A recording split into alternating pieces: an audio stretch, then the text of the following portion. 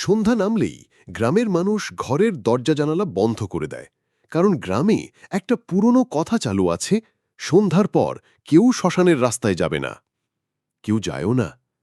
কিন্তু 7 বছরের ছোট্ট মেঘলা এসব বুঝত না। তার মন পড়ে থাকত তার সবচেয়ে প্রিয় জিনিসটার দিকে, একটা পুরনো পুতুল, যার নাম সে রেখেছিল চন্দ্রা। চন্দ্রাকে মেঘলার ঠাকুমা দিয়েছিলেন। পুরনো হলেও পুতুলটা যেন কেমন এক অদ্ভুত রকমের সুন্দর।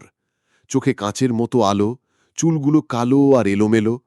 প্রথমে মেঘলার মা বাবা ভাবত বাচ্চাদের খেলার পুতুল, কিন্তু অদ্ভুত বিষয় হল যত দিন যাচ্ছিল মেঘলা ততই বদলে যাচ্ছিল। সে কারো সঙ্গে কথা বলতো না, সারা দিন পুতুলটা কোলে নিয়ে বসে থাকত। মাঝে মাঝে একা একা ফিসফিস করে কিছু বলতো, আর মাঝে মাঝে জোরে হাসত, যেন কেউ ওকে যোগ বলেছে। একদিন বিকেলে হঠাৎ করেই মেঘলা নিখোঁজ হয়ে যায়। খুঁজতে খুঁজতে সবাই তাকে খুঁজে পায় গ্রামের এক প্রান্তে, শ্মশানের ধারে। সে একা বসে পুতুলকে কোলে নিয়ে গান গাইছিল। চোখে মুখে অদ্ভুত এক শান্ত ভাব।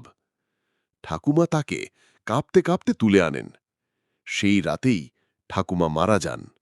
সবাই ভাবে বয়সের কারণে, কিন্তু মেঘলার মা দেখে রাতে ঠাকুমা ঘুমের মধ্যে চিৎকার করে উঠেছিলেন, পুতুলটা আমার দিকে তাকিয়ে আছে, ওর চোখ নড়ছে।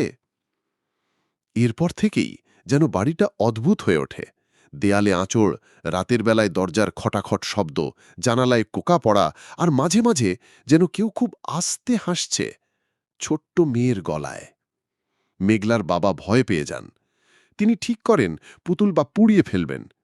এক রাতে তিনি চন্দ্রাকে নিয়ে গেলেন শ্মশানে, আগুন ধরালেন। কিন্তু পুতুলটা কিছুতেই পুড়ল না। উল্টো আগুনের মধ্যেই সেটা বসে রইল, এক চোখে তাকিয়ে।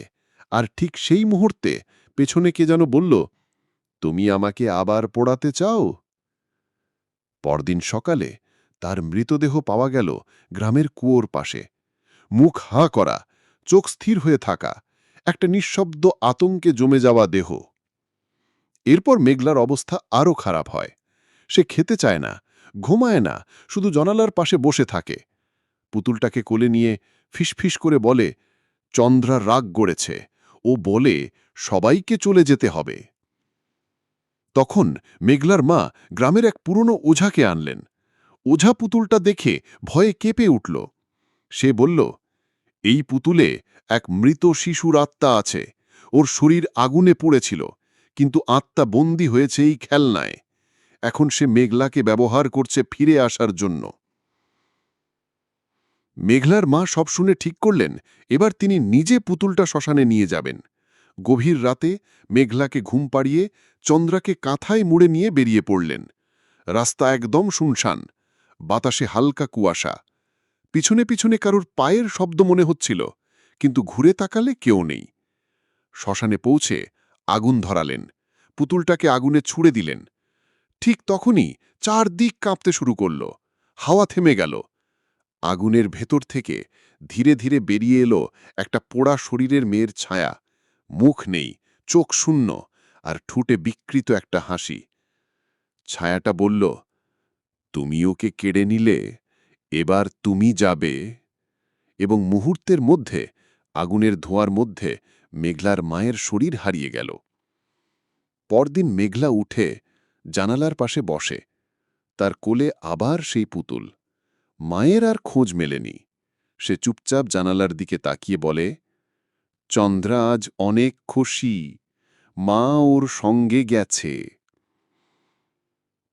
গ্রামের লোকেরা আজও বলে, শ্মশান থেকে মাঝে মাঝে পুতুলের কাঁচের চোখের মতো কিছু একটা জ্বলজ্বল করে। আর রাত গভীর হলে শোনা যায় ছোট্ট এক শিশুর হাসির শব্দ, ধীরে ধীরে, কানে কানে, যেন কেউ বলে, আমার সঙ্গে খেলবে।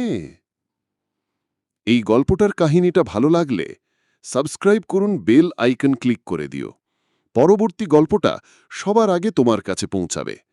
আর ফেসবুকে দেখে থাকলে ফলো করে দিও, তাহলে পরবর্তী গল্পটা নোটিফিকেশন তোমার কাছে চলে যাবে। আজ বিদায় নিলাম।